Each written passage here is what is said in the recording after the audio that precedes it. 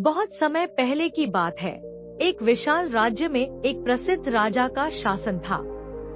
राजा अपने महल में एक विशाल गजशाला रखता था, जहां अनेक हाथी रहते थे।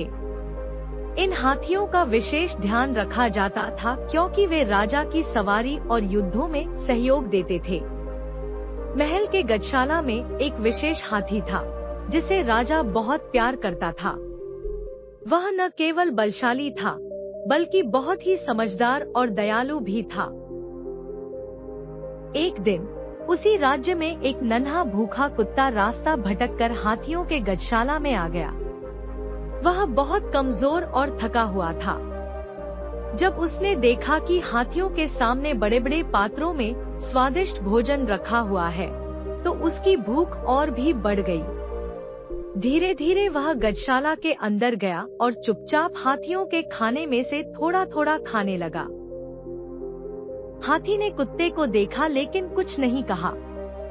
उसने कुत्ते को अपनी ओर आकर्षित करने के लिए थोड़ा भोजन उसकी ओर बढ़ा दिया। कुत्ता बहुत खुश हुआ और धीरे धीरे हाथी के पास रहने लगा। समय बीतता गया और हाथी और कुत्ते के बीच गहरी दोस्ती हो गई। कुत्ता हर समय हाथी के साथ रहता, कभी उसकी पीठ पर चढ़ जाता, कभी उसके पैरों के पास खेलता और कभी उसके साथ पानी में नहाता। दोनों एक दूसरे के बिना अधूरे लगते। हाथी जब भी भोजन करता, तो वह कुत्ते के लिए भी थोड़ा अलग रखता। कुत्ता भी अपने तरीके से हाथी के प्रति स्नेह प्रकट करता। वह जब भी हाथी को खुश देखता, तो अपनी पूंछ हिलाने लगता और खुशी से उछलने कूदने लगता। एक दिन एक व्यापारी गजशाला में आया। उसने देखा कि यह कुत्ता बहुत फुर्तीला और आकर्षक है। उसने हाथियों के महावत से पूछा, क्या यह कुत्ता बिकाऊ है? महावत यानी हाथी चलाने वाला या हाथियों की देखभाल करने वाला को इस बात की जानकारी नहीं थी कि कुत्ता और हाथी कितने अच्छे मित्र हैं। उसने बिना सोचे समझे कुत्ते को कुछ पैसों में बेच दिया। व्यापारी कुत्ते को लेकर अपने गांव चला गया। जब हाथी ने देखा कि उसका प्रिय मित्र अब उसके पास नहीं है, तो वह बहुत दुखी हो गया।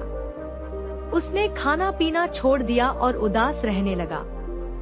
वह न तो किसी के साथ खेलता, न ही किसी की बात मानता। महावत और राजा ने कई प्रयास किए, लेकिन हाथी की उदासी कम नहीं हुई। जब राजा को पता चला कि उसका प्रिय हाथी बीमार पड़ गया है और कुछ भी खाने से इनकार कर रहा है, तो उसने तुरंत अपने मंत्री और वैद्य को बुलाया। राजा ने पूछा, हाथी को क्या हुआ है? यह अचानक इतना उदास क्यों हो गया? वैद्य ने हाथी की जांच की और कहा, राजन, यह शारीरिक रूप से तो स्वस्थ है, लेकिन यह भावनात्मक रूप से बहुत दुखी है। इसे अपने किसी प्रिय की याद सता रही है। राजा ने तुरंत अपने मंत्री को आदेश दिया कि वह पता लगाए कि हाथी का सबसे अच्छा मित्र कौन था और वह अब कहाँ है।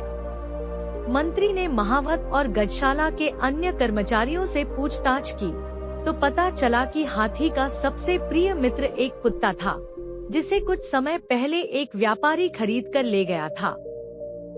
राजा ने तुरंत अपने सैनिकों को उस व्यापारी को बुलाने का आदेश दिया। व्यापारी को राजमहल लाया गया और राजा ने उससे पूछा, तुमने हाथी के प्रिय मित्र कुत्ते को खरीदा था, अब वह कहाँ है? व्यापारी ने सिर झुकाकर कहा, महाराज, मैंने कुत्ते को अपने गांव ले जाकर अपने घर में बांध दिया है। राजा ने आदेश दिया, तुरंत उस कुत्ते को वापस लाओ और इसे हाथी के पास छोड़ दो। सैनिक व्यापारी के गांव गए और कुत्ते को खोलकर आजाद कर दिया। कुत्ता जैसे ही मुक्त हुआ, वह तेजी से दौड़ता हुआ महल की ओर भागा। जैसे ही वह गजशाला पहुंचा, हाथी ने अपनी सूंड उठाकर जोर से आवाज निकाली और खुशी से झूम उठा। कुत्ता भी खुशी से उछल-कूद करने लगा और दौड़कर हाथी की सूंड को चाटने लगा। दोनों मित्र बहुत खुश हुए और उनके चेहरे पर प्रसन्नता साफ दिखाई दे रही थी। हाथी ने फिर से खाना शुरू कर दिया और वह पहले की तरह खुश रहने लगा।